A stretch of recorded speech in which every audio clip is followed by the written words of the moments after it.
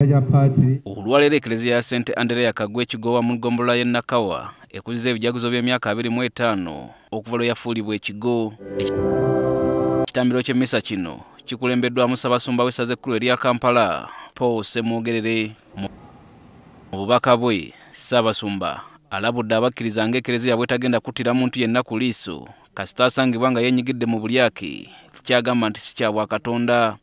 Ng'oli mu Katoliki mubbi nkuwagire era sijja kukuwagira kyokwolekerawo obubbi kampagire oli atabba atatta takola bwete. Ono taleme kwogera ku kusika omuguwa okwali wakati wa Eklezia ne famire y'omugenzi Maria Teresa Nakibuuka eyali agiteresa ekyapa.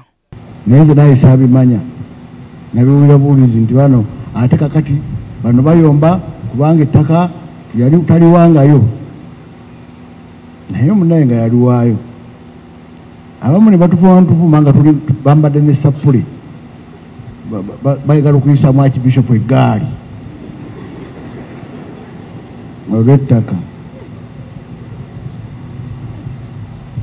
era netugamba nti anti kyapa kye baagala ettaka tebajja ditwala tuli baddize baziike mukazi wattu alime kusigala kungulu.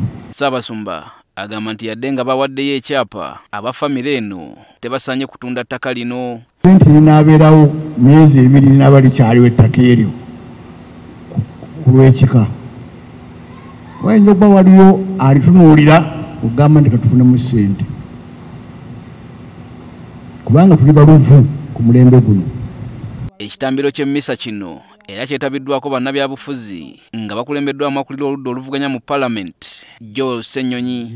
Kitaffe oyogedde ku kalulu era n'osaba nga njagala n'okwebaza kubanga ensangi zino oyogera ku nsonga zino ezigenda mu maaso. Kalulu ke tugendamu tusaba Katonda atuyambe kabeere ka mazima n'obwenkanya, abantu baleme kuwambibwa baleme kukubibwa, abantu baweebwe omukisa basalewo bo kye baagala era kiweebwe ekitiibwa. Naddiini ku mulundi guno nga tugenda mu kalulu banaayimirira ku magulu gaabe ne bavaayo ne bakolinga nti ffenna tubeere n'akalulu ak'amazima n'obwenkanya, akalulu akataliimu kutulugunya abantu, akalulu akataliimu kubba. So ffe kye tusinga okwetaaga mu bakulembeze baffe ab'eddiini abalyoyi b'omwoyo nti baveeyo batukunge ng'abantu ate era babeere nti tebalina sayidi gye baguddeko. Weebaza Archbishop kubanga ebigenda mu maaso abadde abiraba. Abakulembeze bagenda ne babba ate mwana watu ne bajja ne baleeta abaloza balensa eri Katonda, naye ezo ssente agambe tajja zeetaaga era tagenda kuwagira babbi. Awo nno twekuba emitima tukole ebyo Katonda by'ayagala. Ku mukolo guno Ssaabasumba kwagattidde emigogo gy'abagole egiwera ddala 6.